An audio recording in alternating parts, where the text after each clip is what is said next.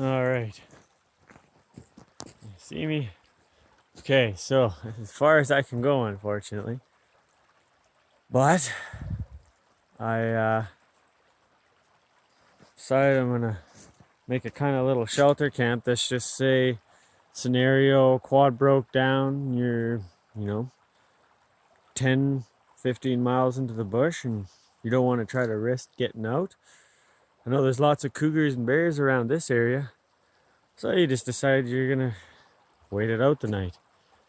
Then this is what you'd probably want to do. Or one way to do it. I found a little place. You want something not way up in the top there where all you're gonna get all that wind, but you don't want something that's too close down to the river. In any low spots where it's gonna get cold, where mist may build up. Low spots are not what you want. You want somewhere in the middle, above the low spots, but not in the wind and the elements per se. So I picked a spot up here. I'm let's walk up this bush a little bit, and we'll see here. There's a nice little area clearing here. I'm gonna take all these leaves and I'm gonna put them up into a pile, and I can use them to cover my roof later. But I found this nice log sitting here in this clearing going across. Now I'm taking small sticks and essentially stacking them up, and then you can kind of see some of these, like this one here and here across. You want to start weaving them back and forth. And see if I can come to the other side here. Might give you a little bit better idea. I just started this, but I figured I'd show you guys what to do here. Like this one here, you want to stick it in behind, in front of some, and tuck it back behind. Just like that. Weave it in and out, and you want to do that all the way from the top to the bottom. And that's going to give you something similar to a net. And then you can put your branches or your spruce boughs, your leaves, your peat moss, and whatever you choose. You can put that stuff on top of it after. And the leaves, by clearing that all, I'm also clearing up a good place for a campsite. And the dog, of course, can't stop chasing sticks. Yeah, I will update you guys with some more video in a bit. All right, here is what it looks like so far.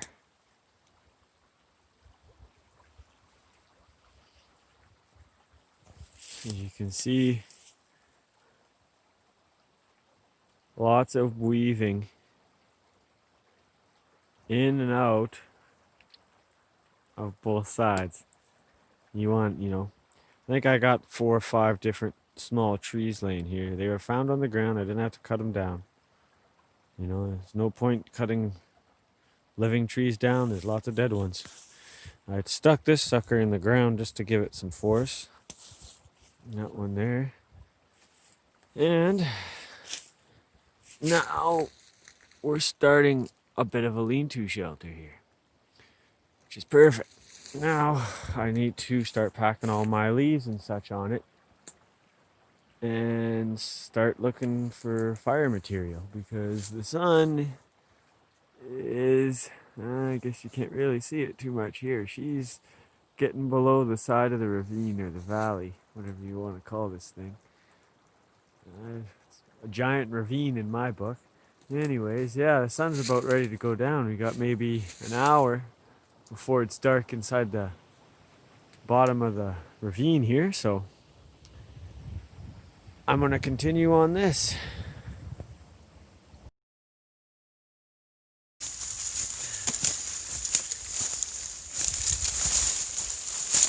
Now, I'm gonna have to put a few more branches along the bottom here. Try to give the leaves something to rest on, because otherwise they're just gonna fall through that, right? So you kind of want to make it waterproof so as well as you can.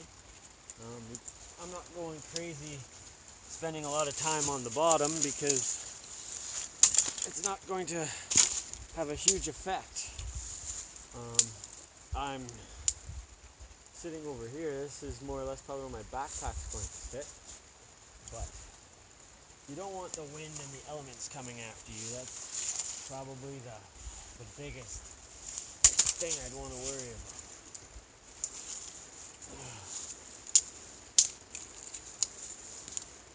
Other than that, you can just kind of put sticks whichever way you want. You don't have to get fancy with it. They just got to be in the way. Weaving is a good design because it holds them all together and it's more of a long-term shelter design. But I'll leave that up to you to decide in whatever situation you might be in what's appropriate. But that takes experience. Listen to me preach.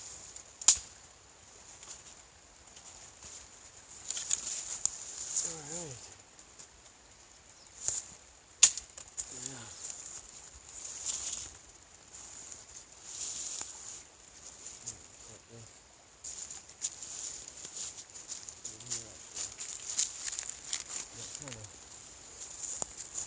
Kind of holds the leaves. You want to set some more sticks on top of it if you can.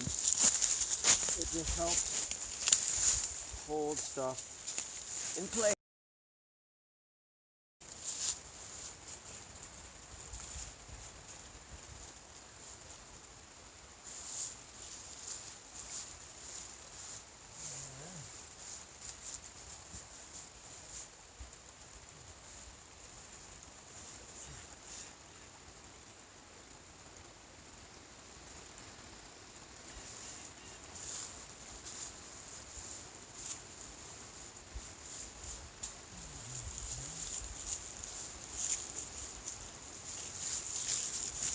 Alright, 15 minutes I guess I spent on it. It wasn't too much.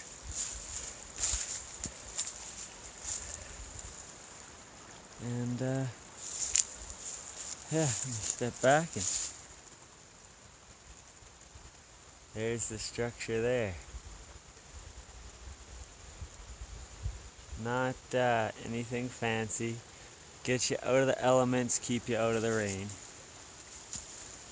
And I'll give you guys a little preview once I get my fire pit made and my home ready. Check it out.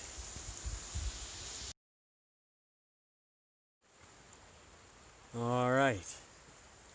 So, I've used my small little military shovel. Folds up. And I dug myself a hole. I put the dirt beside it, you know, just in case it started fire. And then I found some rocks from the river and some of those red ferns I told you guys about. I got some of those with some dead leaves and a root that decided to stick itself out of the ground. Get that out of the way. So, then you're going to want to stick logs, or little tiny sticks across like such, making kind of like a bridge, I guess, or a grate. Kind of cover across with room for it to breathe, air to come through. Some of them aren't going to be long enough to stick them at the ground. But kind of throw them all over there. And another piece.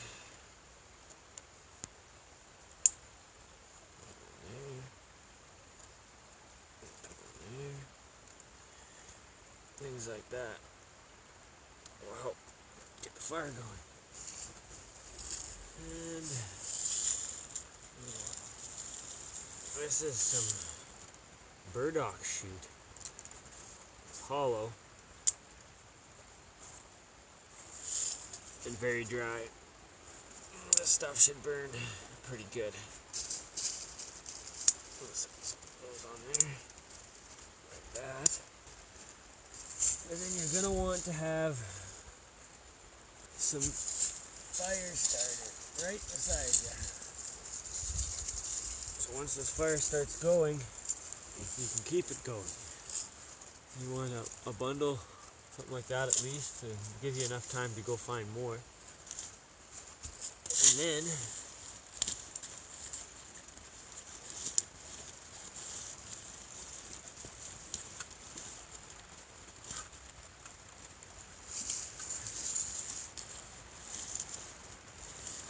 you're gonna want to find some grass. So I'll be back in a second with some grass. Okay, so I found some dried old burdock burrs. We'll just set those in there. Suck. Alright. Then we have a bunch of this stuff I'm not familiar with. It grows on this riverbed and it's dying and dried out. So I'm figuring it's going to be flammable. There is no cattail fluff around here.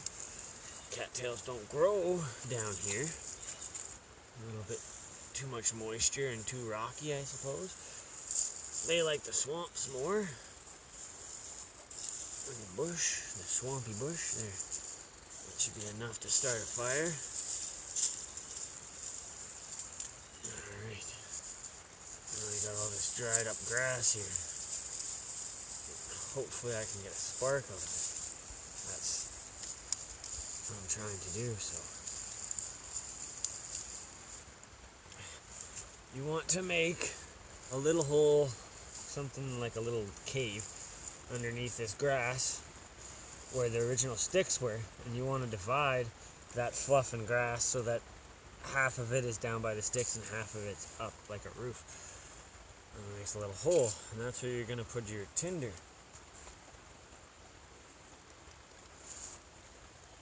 So that's where you're going to take the knife and you're going to start making flakes.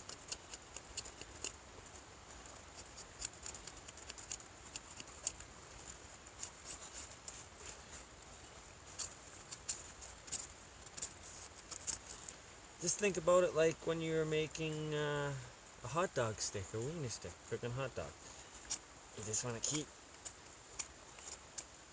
getting small amounts, shavings of wood. And you just take this stick and you just whittle it down until there's nothing left. Getting them all over the place, that's the tricky part. Keeping them in one place. So, yes, essentially, a whole bunch of these wood filings, shavings. You want those all down in there, in that tucked in spot. Because that's essentially going to be your embers. Once you get something to ignite, that's going to be your embers. Just keep going right through the whole stick.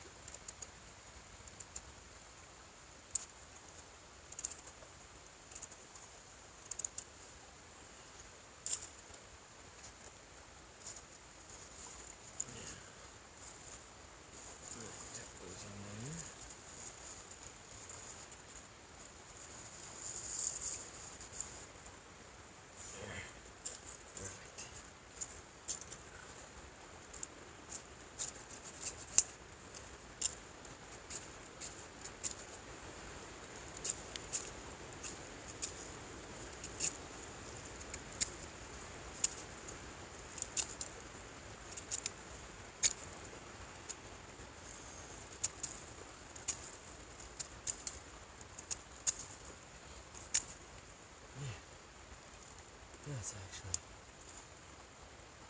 good little timber. You stick that little bit of a stick in there. Alright. I'm just going to gather up what I can of these little pieces here. Tuck them into the middle there. There. Okay. Now, going to want to take a few little twigs, stand them up around the door of this little opening you made.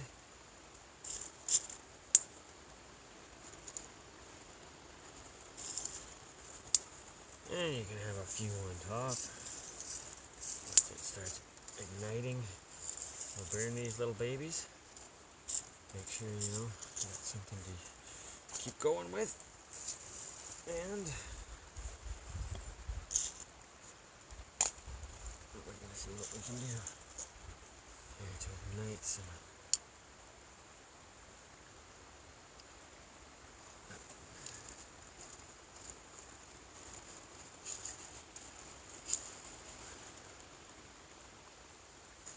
Spot here to do this.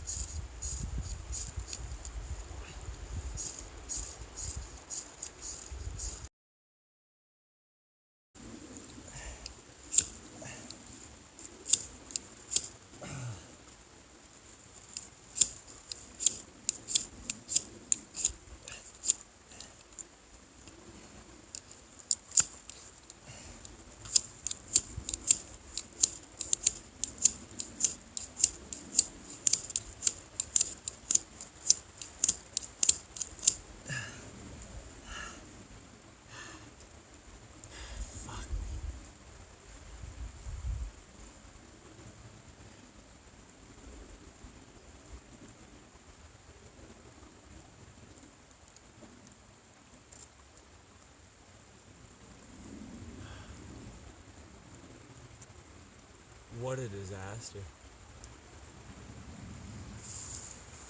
So what do you do when you can't get a fire going? Well, you keep trying. And it's about all I can do. So I'm just going to keep trying here until I get something that starts to ignite.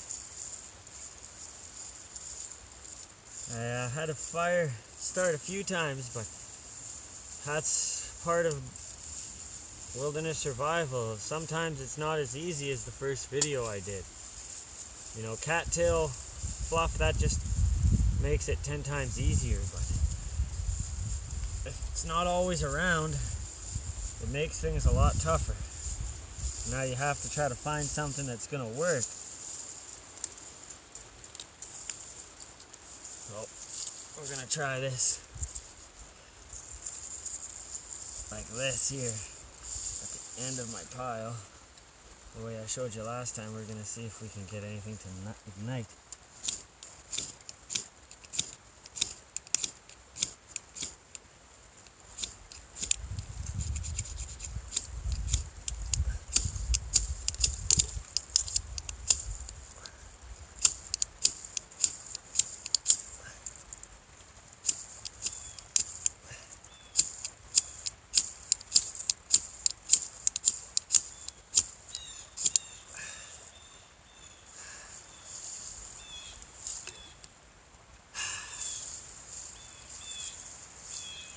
I gotta recess this.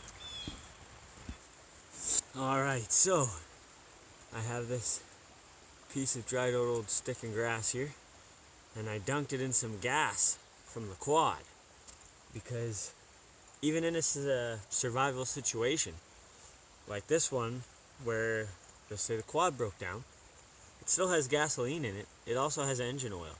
These are two flammable things that you can take small amounts out and still drive it.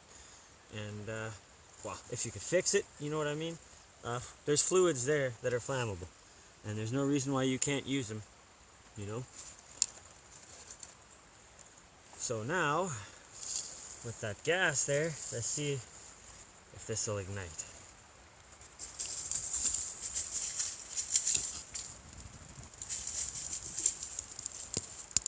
Didn't take very long at all.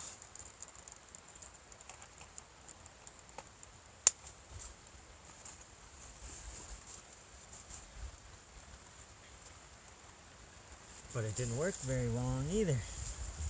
But it worked. So if I do that a couple times,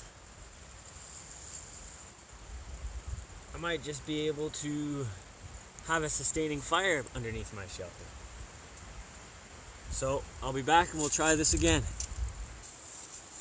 Okay, so I wandered around and I found an old beer can somebody left around. I cut it out and used it as a container to gather a bit of the gas out of my fuel line. I don't recommend playing with gas, but if you have to do it, you gotta do it. So here,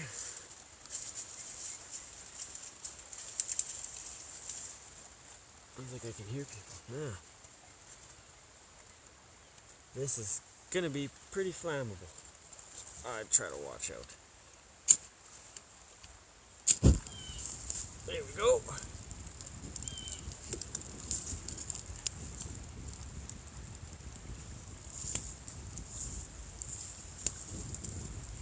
There we go. And there we go. Okay, so that was a bit big of a flame at the start there, but she's working out pretty good now. It's got myself a nice little flame there. And my little shelter here. So yeah, that's sometimes you just gotta go to the man-made materials in the survival mode. But you do what has to be done.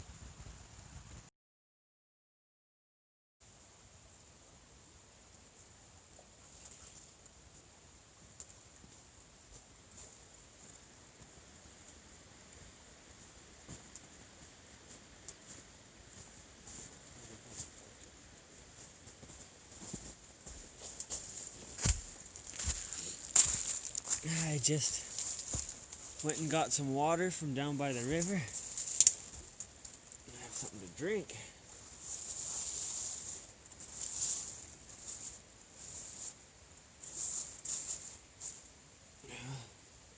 This is just a nice little fire. It's very nice and cozy out in here.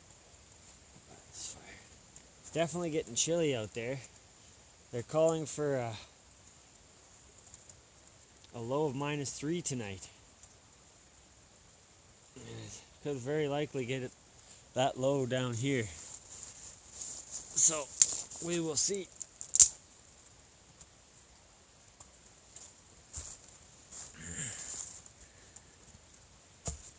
Whew. Nice and smoky. But there's a little video of the home. Okay, so I seen a few fish that were too small on the way up here, and I seen a grouse, but I wasn't fast enough to chase it down, and I don't have a crossbow with me, so we're stuck to eating wild rhubarb. It's kind of dirty. I will rub that part with my hands, but if I turn it, you can see there's buildup of whatever, I don't know, dirt or dust or scum. But take that down to the river and wash that all off, and it should be good to go. You just eat it raw. Alright, so I'm just gonna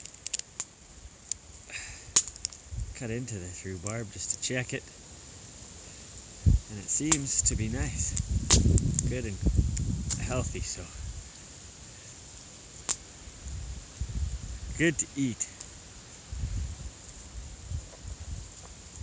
I'm gonna go sit by the fire and get warm because it's getting windy and chilly out here.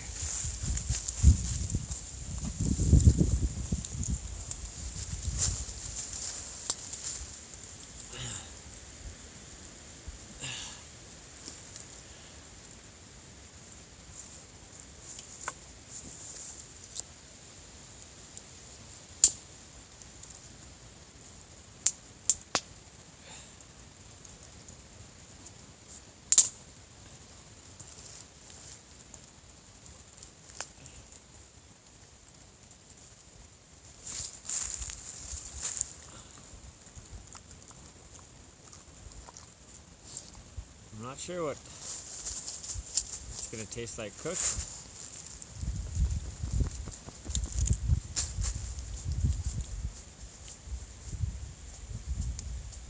Wild rhubarb.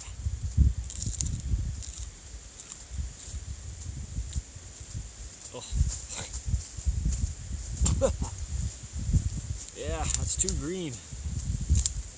You want to break it up, but oh, that stuff, oh, not the easiest to eat, but it'll fill your stomach with nutrients.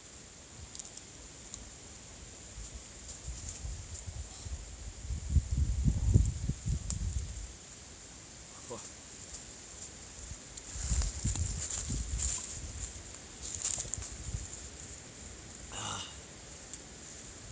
Oh, wash that gnarly shit down.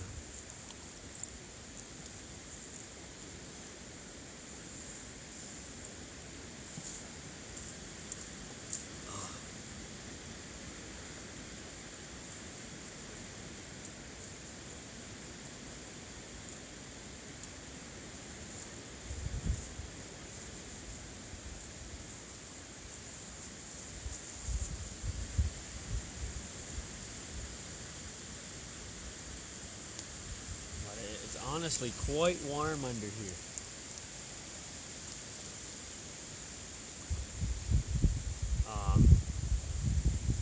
Could do with an updated wall on this side here. Help keep more of the wind out. Oh, there's the wind. There it goes now. It's definitely getting windy out. But I got a shelter made and a fire within, say, an hour and a half, 2 hours. I can sit here and rest for a while. I might still have 45 minutes of daylight left. I would sit here 15 minutes or so, take a rest, maybe have some more rhubarb maybe, and then I'd start to work on closing in this little section here, kind of get a horseshoe shaped design, keep the center open, and I should hopefully stay very warm. That's what I would recommend.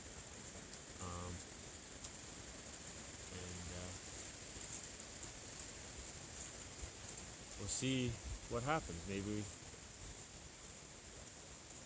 I will stay the night, but highly unlikely. I didn't come prepared for that. I just came out for a day trip, and I also expected to go a lot farther, but there's gates up on the river due to private property, so I can't go any farther.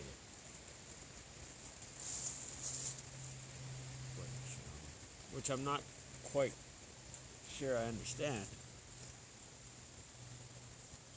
as in Canada, 10 feet around all bodies of water, whether it's rivers, sloughs, lakes, swamps, all of these bodies of water, 10 feet around them, it is crown land. So I'm not sure how farmers can tell people who can walk along the shores of waterways and who can't. I'll have to look into that more. But apparently farmers have say over that. I've know a few people that are in situations right now with that particular situation, and he has to fill out the paperwork, but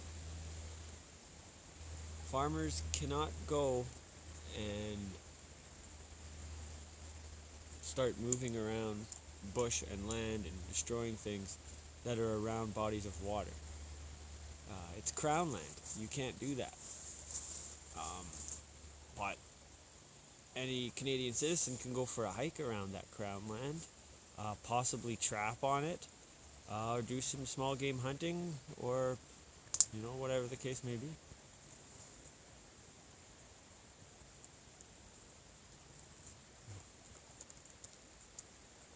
Sure is nice.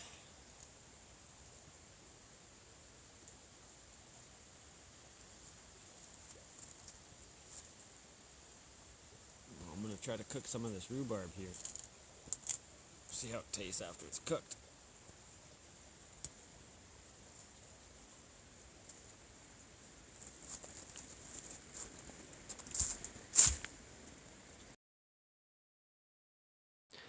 All right, so I'm getting packed up here.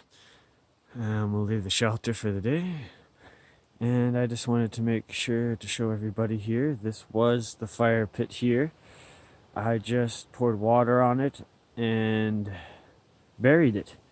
And you should do that with every fire when you're done at that spot. You can always unbury it and start those coals up again later if you come back to this area. But just wanted to make a point of having a safe fire.